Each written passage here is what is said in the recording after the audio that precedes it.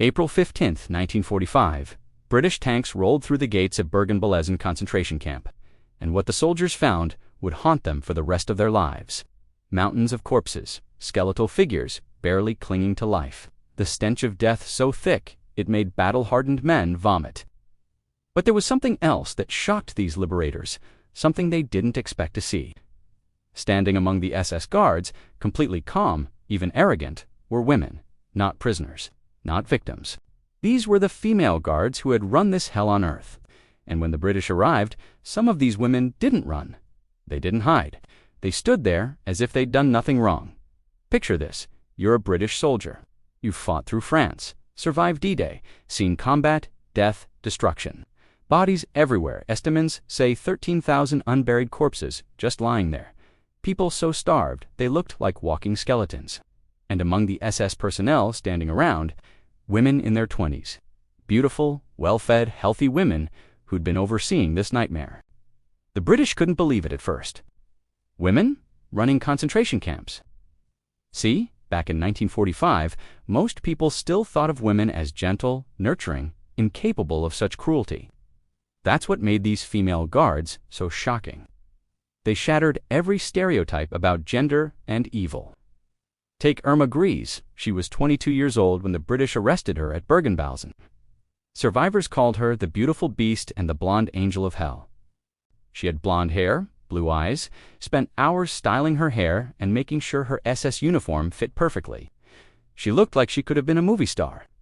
Instead, she'd spent years beating prisoners, setting dogs on them, selecting who would live and who would die in the gas chambers. When British soldiers first saw her, they were stunned. Captain Derek Sington later said he saw this strikingly beautiful young woman and couldn't square that image with what prisoners were telling him she'd done. Here, as what S. Wild about the moment of capture, some of these guards tried to attack British soldiers. Grese herself lunged at a British officer when he entered one of the huts. She was immediately restrained. But that arrogance, that sense that she'd done nothing wrong, that stuck with the soldiers who captured her. The British weren't naive about the Nazis.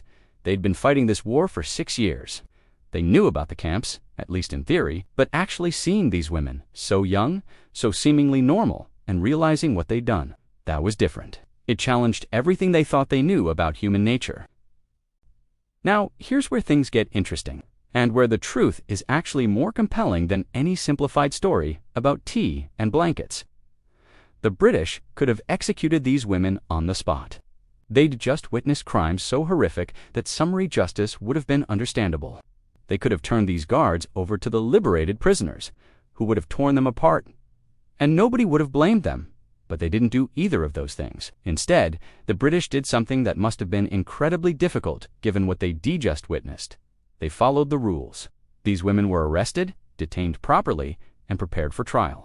Not because the British were soft, not because they felt sorry for these guards, but because they believed in something the Nazis had abandoned: the rule of law. The female guards were taken to the Wehrmacht tank training school, 3 kilometers from the camp, for interrogation. Then they were transferred to cell prison. And yes, they were given the basic necessities: food, water, blankets, shelter. Not out of kindness, but because that's what military law required. The contrast couldn't have been starker. These women had starved thousands to death, and now they were being fed. They'd made prisoners sleep on bare boards with no blankets in freezing weather, and now they had blankets themselves. Some of the British soldiers struggled with this. They'd see these guards eating while just yards away. Liberated prisoners were dying because their bodies couldn't handle food anymore. They'd see the guards sleeping under blankets while they tried to comfort prisoners who'd slept on frozen ground for years. It took incredible discipline to treat these women humanely after what they'd done. But here's the thing. This wasn't about the guards. It was about the British refusing to become what they'd been fighting against. If they'd abandoned justice, abandoned due process, abandoned basic human rights even for people who'd abandoned them first, then what had they been fighting for? The British were drawing a line in the sand. We're civilized. We follow rules. We give trials. We have evidence. We have justice. That decision to treat these captured guards according to law rather than revenge, that says everything about the difference between the Allies and the Nazis. Before we go further into what happened after capture, we need to understand who these women were. Because that's the question that haunted everyone. How did ordinary women become capable of extraordinary evil? The Nazi concentration camp system employed over 3,500 female guards during the war years. Trained primarily at Ravensbrück, the only major concentration camp designed specifically for women. These weren't elite Nazi ideologues, they weren't aristocrats or military officers. Most were working-class women looking for steady employment during wartime. Some volunteered, some were conscripted. Many had no idea what they were signing up for.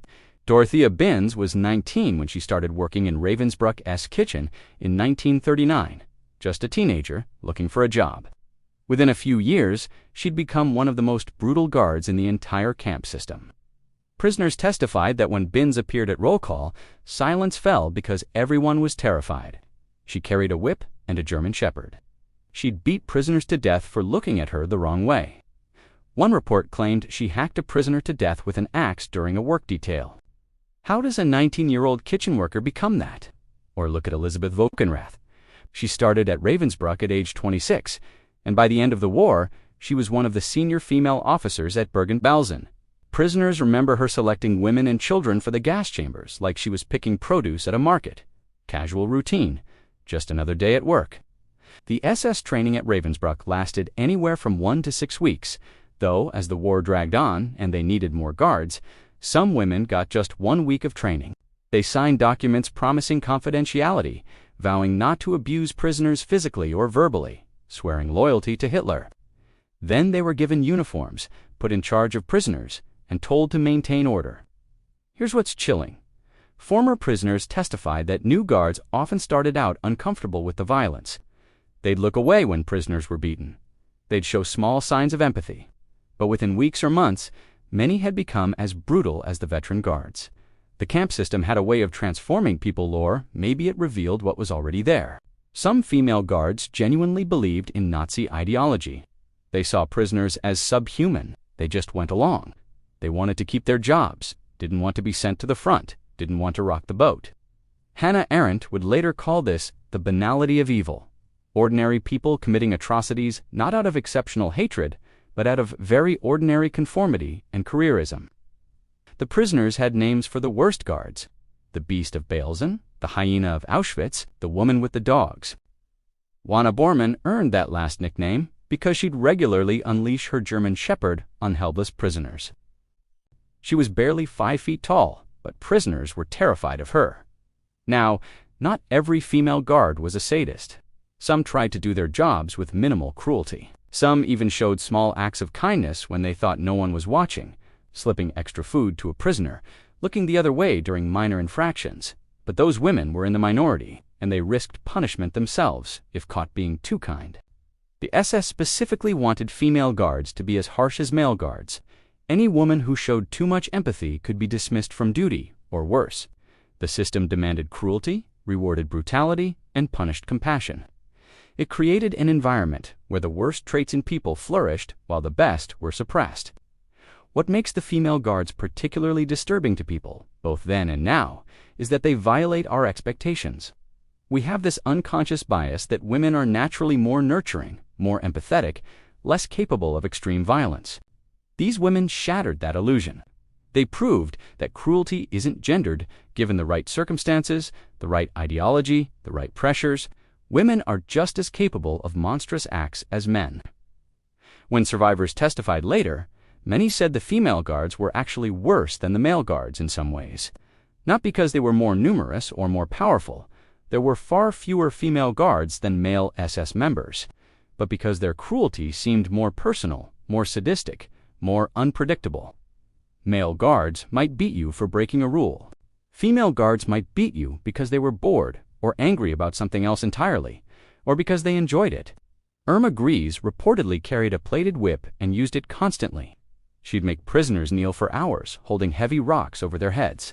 If someone collapsed, she'd beat them unconscious. She participated in selections, the process of choosing who would be murdered in the gas chambers. Survivors said she seemed to enjoy it, that she'd smile during these selections. These weren't monsters born that way. They were women who became monstrous. And that's somehow more frightening than if they'd been born evil, because it means any of us, under the right circumstances, might be capable of the same things. When British forces liberated Bergen-Belsen on April 15, 1945, they weren't just shocked by the conditions, they were overwhelmed by the logistical nightmare. Around 60,000 prisoners still alive, most desperately ill, about 13,000 corpses lying around the camp. Typhus epidemic raging, no working sanitation, no proper food supplies. It was a humanitarian catastrophe on a scale they'd never seen. The British had to move fast. Their first priority was the living getting food and water to prisoners, though they quickly learned that feeding starving people is complicated. Many prisoners died because their bodies couldn't handle rich food after years of starvation. The British tried to give them army rations, and it killed some of them. One doctor later said it was kindness to give them something, although it is the wrong kind of kindness. They brought in medical personnel, including 96 British medical students who volunteered to help. They set up treatment facilities, started delousing operations, worked to contain the typhus outbreak. But people kept dying about 500 per day in the weeks after liberation. Despite their best efforts, approximately 14,000 more prisoners died after the British arrived. And what about the German guards? Here's where the British approach becomes really interesting. They made the SS guards, both male and female, help bury the dead. This wasn't punishment, it was necessity. There were thousands of corpses creating health hazards, and the British needed all the help they could get. But imagine being a camp guard who'd created this hell, now being forced to literally bury the evidence of your crimes while former prisoners watched. Photographs from this period are haunting. You can see female SS guards loading corpses onto trucks, filling mass graves, all under British guard. The prisoners sometimes lined up to watch, shouting at their former tormentors. Some survivors said watching the guards do this work provided a small measure of satisfaction. Seeing these once powerful women now doing the grim labor they'd forced others to do for years. But here's what the British didn't do. They didn't allow mob justice. There are accounts of prisoners wanting revenge, wanting to attack the guards who'd tortured them. The British prevented that. They understood the impulse, but they maintained order. The guards would face justice, but it would be legal justice, not vigilante revenge. The female guards were interrogated extensively. British legal teams moved through the camp, gathering testimony from survivors, documenting crimes, building cases. The guards were questioned about their roles, their actions, their knowledge of what was happening. Some confessed, some lied, some showed remorse, many showed none. Irma Grese, during her interrogation, reportedly said she was convinced all that had happened was right. Even after seeing the condition of the camp, seeing the mountains of corpses, seeing the skeletal survivors, she believed she'd done nothing wrong.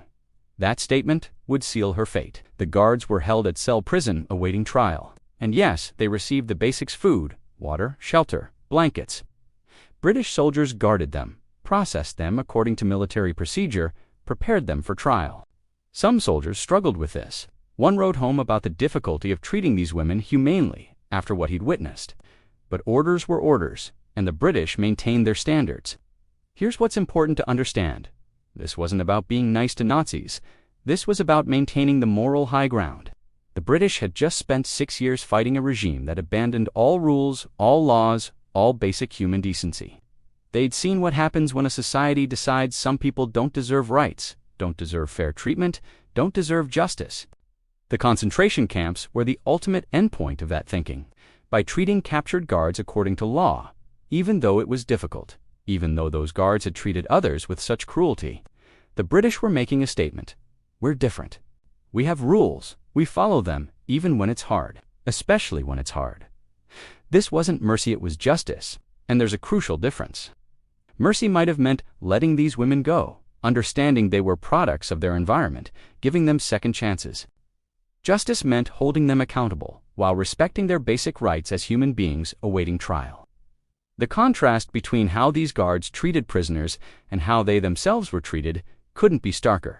They'd starved people. They were fed. They'd denied prisoners medical care. They received it. They'd housed prisoners in freezing barracks with no blankets. They had warm cells and blankets. They'd beaten prisoners for the smallest infractions. They weren't beaten at all. Some survivors found this frustrating. They wanted these women to suffer as they'd suffered. They wanted revenge. But the British weren't interested in revenge. They were interested in justice. And justice required following the rules, even for people who'd broken every rule imaginable. The real story here isn't about British kindness to German guards, it's about British commitment to law and order, even in the face of unprecedented evil. It's about refusing to become what you're fighting against, even when doing so is incredibly difficult. September 17, 1945. Less than 5 months after liberation, the Belsen trials began in Lüneburg, Germany. 45 defendants stood accused, including 16 women. The courtroom was packed. Journalists from around the world attended. This would be one of the first major war crimes trials, setting precedents for how the world would handle Nazi atrocities. The chief defendants included Joseph Kramer, the commandant of Bergen-Belsen, nicknamed the Beast of Belsen, and 3 senior female guards, Irma Grese, Elisabeth Volkenrath, and Wanne Bormann. All 3 women had worked at multiple camps, Ravensbrück, Auschwitz, and finally Bergen-Belsen. They'd been part of the Nazi concentration camp system for years. The British prosecution was led by Colonel T.M. Backhouse. He had a mountain of evidence, testimony from hundreds of survivors, documents, photographs, physical evidence from the camps. But he also faced challenges. How do you prosecute crimes of this magnitude? How do you make a legal case for atrocities that seem beyond human comprehension? Survivor after survivor took the stand. They told stories that made the courtroom go silent. Stories of beatings, starvation, murders, selections for the gas chambers. And they specifically identified guards pointing them out in the courtroom, describing what they'd done, naming names. When survivors testified about Irma Grese, they described a woman who seemed to enjoy cruelty. She'd beat pregnant women. She'd set dogs on prisoners. She'd select people for the gas chambers, and then watch them be led away to their deaths. One survivor testified that Grese would smile during these selections, that it seemed to give her pleasure. For Wanne Bormann, the testimony focused on her dogs. She'd trained her German Shepherd to attack on command, and she'd regularly used this dog against prisoners. Survivors called her Wiesel Weaselby because of her small stature and vicious nature. She might have been barely 5 feet tall, but her brutality was legendary. Elisabeth Volkenrath's cruelty was more methodical. As a senior guard, she had administrative power. She organized work details that were essentially death sentences. She participated in selections. She maintained the brutal order that kept the camp running. The defense attorneys faced an almost impossible task. How do you defend people accused of running death camps? Many defendants used what would become known as the Nazi defense. They were just following orders. They claimed they had no choice, that refusing orders would have meant their own death or imprisonment, that they were small cogs in a massive machine. Irma Grese's defense followed this pattern. She claimed she was just doing her job, following orders, maintaining discipline. She said she viewed the prisoners as subhuman rubbish and saw nothing wrong with her actions. Her lawyer tried to portray her as a frightened young woman who'd been indoctrinated by Nazi ideology. But the prosecution had a powerful counter-argument. Even if you were following orders, you weren't ordered to enjoy it. You weren't ordered to be cruel beyond what was necessary. You weren't ordered to take pleasure in suffering. The evidence showed these guards going beyond any orders, exercising their own sadism, making their own choices to cause pain and death. The trial lasted 2 months. The courtroom heard testimony from 87 witnesses for the prosecution and 40 for the defense. The evidence filled thousands of pages. Translators worked constantly, translating between English, German, and other languages. The defendants sat in the dock, some showing emotion, some appearing indifferent. Throughout the trial, the female defendants presented interesting contrasts. Some, like Grese, remained defiant, showing little remorse. Others broke down, crying, claiming they didn't know the full extent of what was happening, saying they were just trying to survive themselves. The prosecution had to prove not just that bad things happened in the camps, but that each individual defendant was personally responsible for specific crimes. Here is what made the Belsen trial significant. This was one of the first times the world saw women prosecuted for these types of crimes. It challenged people's assumptions about women and violence. Newspaper coverage often focused on the female defendants, particularly Grese because of her youth and appearance. Some reporters seemed almost fascinated by the contrast between how she looked young, attractive, feminine, and what she'd done. The prosecution called expert witnesses doctors who'd treated survivors, military personnel who'd liberated the camps, administrators who'd documented conditions. They presented photographs, camp records, physical evidence. They built a case that was overwhelming in its scope and detail. The defense tried various strategies. They questioned witness reliabilities. Surely, people who'd been through such trauma couldn't accurately remember who did what. They argued about orders and compulsion. They tried to minimize individual responsibility by emphasizing the system. They brought character witnesses who described defendants as kind, normal people outside the camps. But the evidence was too strong. The testimony too consistent. The crimes too well documented. As the trial progressed, it became increasingly clear that most of these defendants would be convicted. The only question was, what would their punishment be? The world was watching, waiting to see how justice would be served. November 17, 1945. 2 months after the trial began, the verdicts were read. The courtroom was packed beyond capacity. Defendants sat in the dock, some calm, some visibly nervous. Outside, crowds had gathered, waiting for news. This moment would define how the world would deal with Nazi war criminals. The judges, all British military officers, had spent weeks deliberating. They'd reviewed thousands of pages of testimony, hundreds of pieces of evidence, countless witness statements. Now came the moment of judgment. 11 defendants were sentenced to death, including 3 women, Irma Grese, Elizabeth Volkenrath, and Wanne Bormann. 19 were sentenced to prison terms, ranging from 1 to 15 years. 14 were acquitted due to insufficient evidence. When Grese heard her verdict, she reportedly was the only defendant who remained defiant. She didn't break down, didn't cry, didn't plead for mercy. She stood there, 22 years old, just sentenced to death by hanging, and showed no emotion. Other defendants wept, some collapsed. Volkenrath put her head in her hands. Bormann cried out, but Grese stayed cold. The death sentences caused international debate.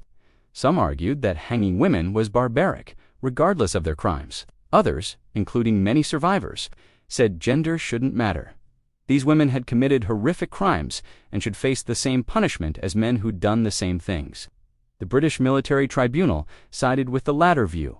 Justice should be blind to gender. Appeals were filed immediately. Lawyers argued that the evidence against some defendants was circumstantial, that the following order's defense should carry more weight, that the sentences were too harsh. The appeals process took weeks, but ultimately, all death sentences were upheld. The British government reviewed every case personally and confirmed the verdicts. December 13, 1945, would be execution day. The condemned were held at Hamelin prison. The night before, according to reports, Grese and Bormann sang Nazi songs together until early morning. Even facing death, they remained unrepentant, convinced of their righteousness. Volkenrath reportedly was heard crying in her cell, finally showing some emotion.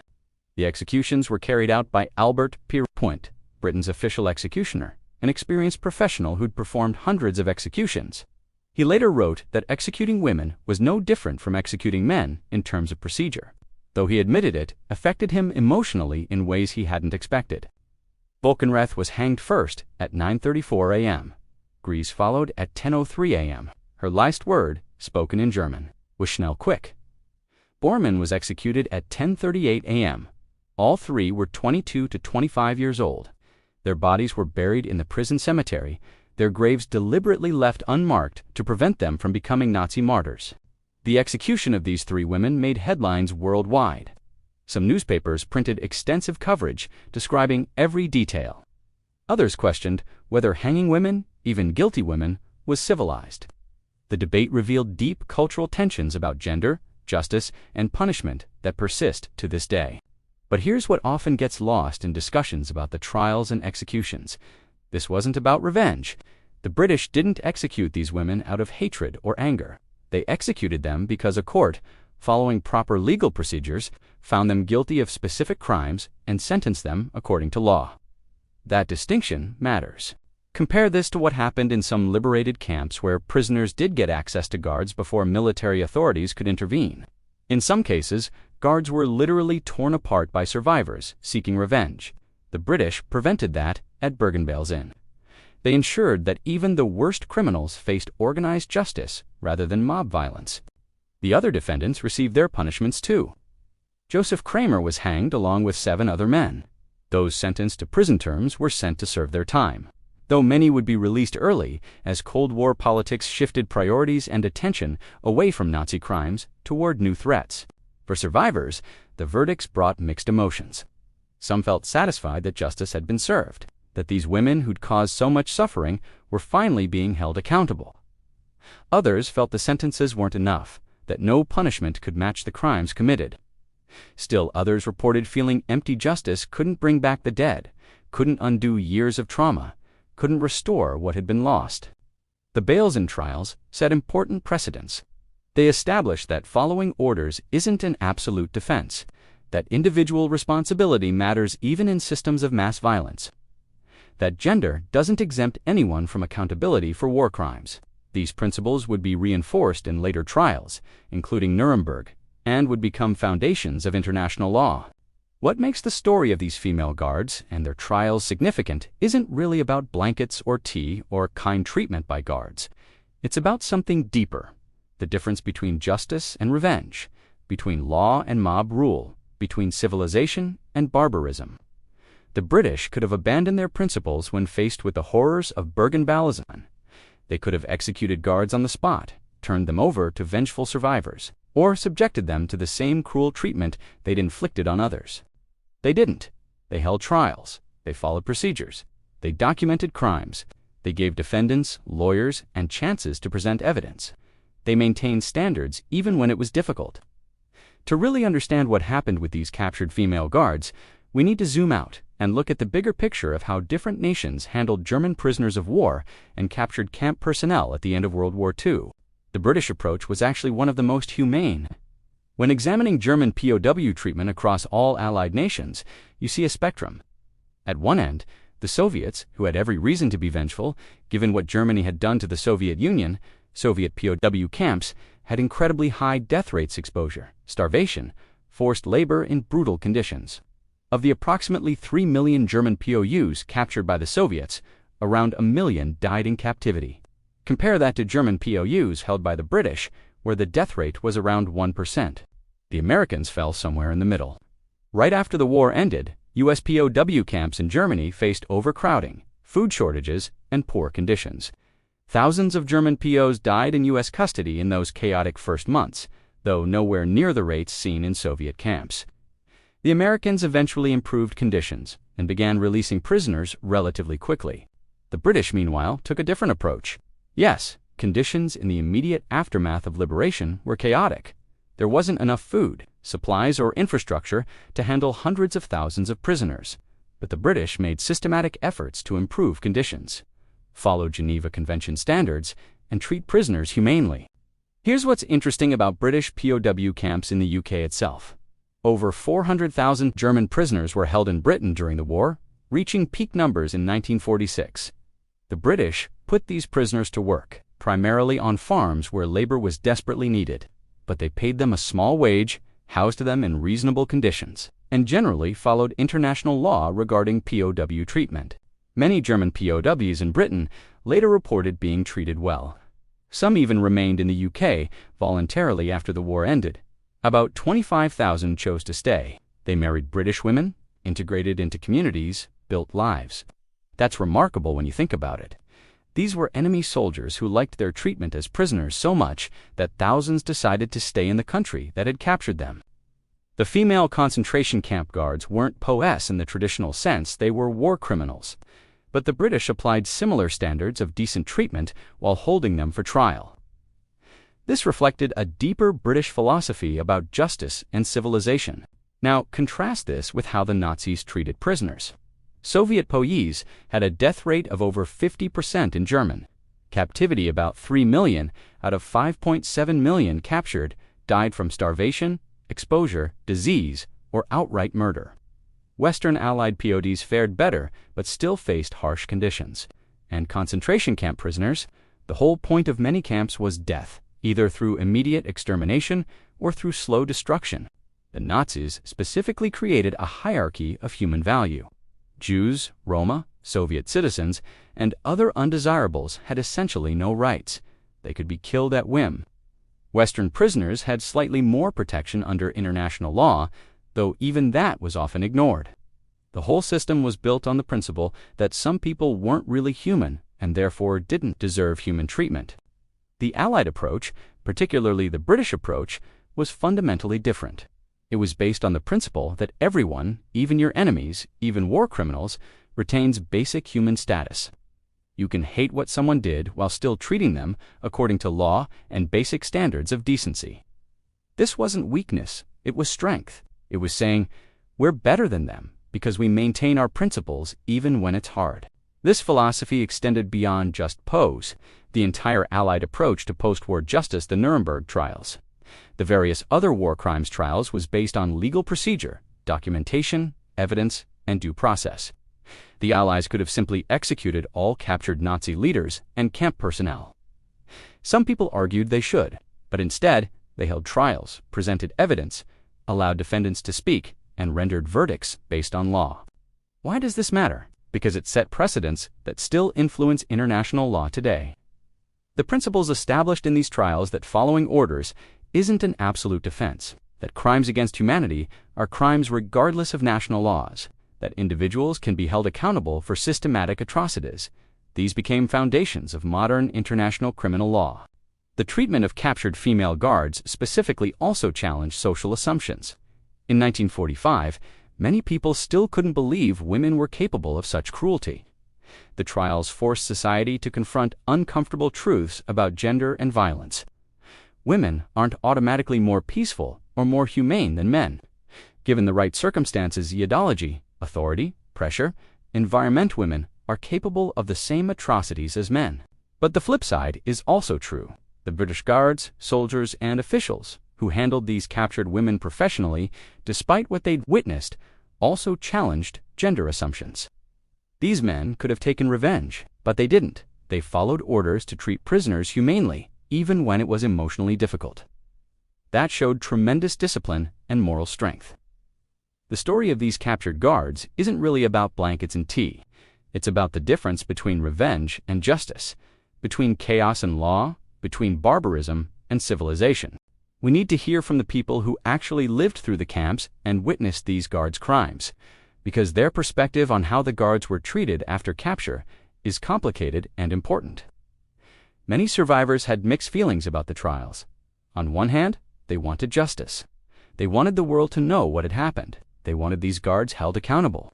On the other hand, nothing, no trial, no execution, no punishment, could bring back the dead or undo years of trauma. Helena Roscoe, a Polish survivor of Ravensbrück and Auschwitz, testified at the Belsen trials. She identified Grese and described specific incidents of cruelty. Years later, she said watching Grese in the courtroom was surreal. This woman who'd held such power over life and death, now sitting powerless in the dock. But Roscoe also said the trial itself was re-traumatizing, forcing survivors to relive their worst memories, to describe things they'd tried to forget. Other survivors expressed frustration with the legal process. Some felt the guards weren't punished enough, a few years in prison for complicity in mass murder. Death seemed too quick, too easy for what these women had done. Some survivors wanted these guards to experience even a fraction of the suffering they'd inflicted: starvation, disease, brutality, the constant fear of death. But there were also survivors who supported the British approach. They argued that maintaining legal standards, even for war criminals, was important. If the Allies abandoned justice in favor of revenge, they'd be no better than the Nazis. One survivor testified that seeing the British maintain order and law in the midst of chaos actually gave her hope that civilization could be rebuilt. The moments when survivors watched their former tormentors doing forced labor were particularly powerful. At Bergen-Belsen, the British made the SS guards bury thousands of corpses. Survivors lined up to watch. Some shouted at the guards, some spit at them, some just watched silently, seeing these once powerful figures now doing the grim work they'd forced others to do for years. Imagine what that must have felt like. You've been starved, beaten, degraded, treated as less than human for years. And now you're watching the woman who beat you, who selected your friends for the gas chambers, who made your life hell. Now she's burying bodies under British guard. There's power in that reversal, a kind of justice beyond the courtroom. But survivors also had to grapple with difficult questions. Were these guards truly evil, or were they products of their environment? If you'd been a young German woman in the 1940s, raised on Nazi propaganda, offered a steady job with authority, would you have done differently? Most survivors I've read about rejected that kind of relativism. They acknowledged that circumstances mattered, but ultimately, These women made choices. They could have been less cruel. They could have shown small mercies. Many chose not to. Some survivors became witnesses for history. Anita Lasker-Wallfisch, a cellist who survived Auschwitz and Bergen-Belsen, spent decades testifying at trials and giving talks about her experiences. She described how Grese would walk through the camp with her whip, how prisoners would try to make themselves invisible when she appeared, how people lived in constant fear. Lasker-Wallfisch supported the death sentences, arguing that these women had chosen cruelty again and again, that they'd enjoyed their power. Other survivors struggled with guilt. They'd survived when so many died. They'd sometimes cooperated with guards to gain small advantages, an extra piece of bread, an easier work assignment, avoiding a beating. After liberation, they had to reconcile their own survival choices with their hatred of the guards. It created complex, painful feelings that many survivors carried for life. There's also the question of what survivors thought about the British treatment of captured guards. Some appreciated that the British maintained discipline and order. It meant the camps were liberated by civilized people following rules, not by another brutal force that would simply replace one tyranny with another. Others found it difficult to watch guards being fed and sheltered when prisoners were still dying of starvation and disease. Dr. Hadassah Bimco, a Jewish dentist who survived Bergen-Belsen, testified at the trials and later married a British officer who'd helped liberate the camp. She spoke about this strange collision of worlds, the structured British military justice system trying to comprehend and prosecute crimes that seemed beyond human understanding. She supported the trials, but also said no legal process could truly address the magnitude of what had happened. Many survivors emphasized that they didn't want the world to forget. That was more important than any individual punishment. They testified not just to convict specific guards, but to create a historical record. They wanted future generations to know exactly what happened, who did it, how it was allowed to occur. The trials, with their meticulous documentation and testimony, served that purpose. Some survivors actually encountered their former guards years later after the guards had been released from prison. These meetings were often disturbing. A few guards expressed genuine remorse. Most didn't. Some even claimed to be victims themselves, saying they'd just been trying to survive, that they'd had no choice. These encounters reinforced for many survivors that these women hadn't really changed, hadn't really understood the magnitude of what they'd done. The survivor perspective that matters most is this: they wanted justice, not revenge. They wanted the world to know what happened. They wanted accountability, and they wanted to make sure it could never happen again. The British trials, imperfect as they were, helped achieve those goals. So what happened to the female guards who weren't executed? What became of those sentenced to prison terms? And what does this whole story mean for us today? Of the female guards convicted at Belsen, several received prison sentences ranging from 1 to 15 years. As the years passed and Cold War tensions escalated, attitudes toward Nazi prisoners shifted. The Allies needed West Germany as an ally against the Soviet Union. Holding Nazi war criminals became politically complicated. Many prisoners, including some female guards, were released early. Herta Ellert, convicted and sentenced to 15 years, was released in 1953 after serving only 8 years. She returned to Germany and lived quietly until her death in 1997. She never expressed remorse.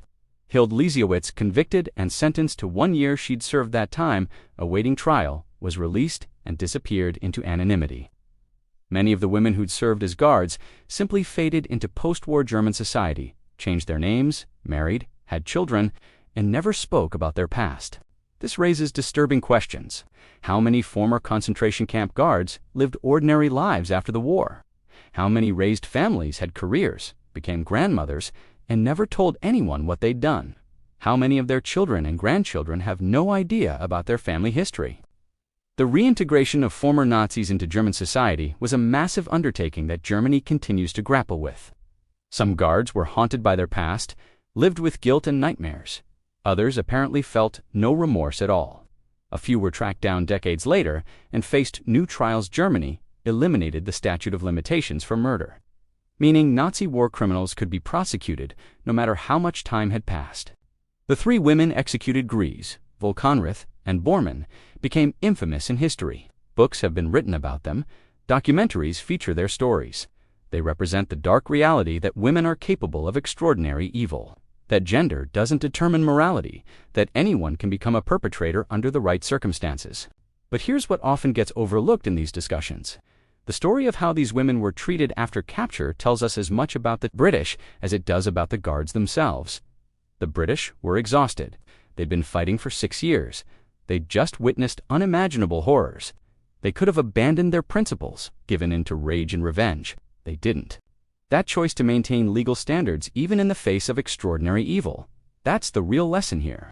It's easy to follow rules when times are good. It's easy to be civilized when you're dealing with civilized people. The test of a society's values comes when following those values is difficult, when every instinct screams for revenge, when the crimes are so horrific that punishment seems inadequate. The British passed that test. Not perfectly, no human system is perfect, but they maintain standards that set important precedents for international law. The principles established in the Belsen trials and other war crimes trials influenced the Geneva Conventions, the Universal Declaration of Human Rights, and the creation of international criminal courts. Today, when we prosecute war crimes, crimes against humanity, genocide, we're still using frameworks developed in those post-World War II trials, the idea that individuals can be held accountable for systematic atrocities, that following orders isn't an absolute defense, that there are some crimes so serious they concern all of humanity. These concepts were tested and refined in trials like Belsen. The treatment of female guards specifically also influenced how we think about gender and violence. It forced a reckoning with the uncomfortable truth that women are capable of the same cruelties as men. This wasn't a popular message in 1945, and it still makes people uncomfortable today. We want to believe women are naturally more peaceful, more nurturing, less capable of extreme violence. The female concentration camp guards proved that belief wrong. But recognizing that women can be perpetrators doesn't mean ignoring that they were also victims in Nazi Germany, victims of propaganda, restricted opportunities, social pressure. It means acknowledging the full complexity of human nature and human choice. These women made decisions within a constrained system, but they still made decisions. For modern audiences, this story offers important lessons. It reminds us that ordinary people can commit extraordinary evil when placed in the right circumstances, with the right ideology. It shows us that maintaining moral standards is most important, precisely when doing so is most difficult. It demonstrates that justice and revenge are not the same thing, and that civilization depends on understanding that difference. The image of British soldiers giving blankets and tea to captured Nazi guards might seem like a simple story of kindness, but it's really a story about something more profound: the decision to remain human even when confronting inhuman acts, to maintain civilized standards even in the midst of barbarism, to choose justice over revenge even when revenge would be understandable. That's the legacy that matters, not whether specific guards received blankets, but whether we as a society can maintain our values when they're most severely tested. The British in 1945 showed it's possible. They weren't perfect, but they tried. They followed rules when breaking them would have been easier. They chose law over chaos, justice over revenge, civilization over barbarism. That choice echoes through history, reminding us that how we treat even our worst enemies defines who we are.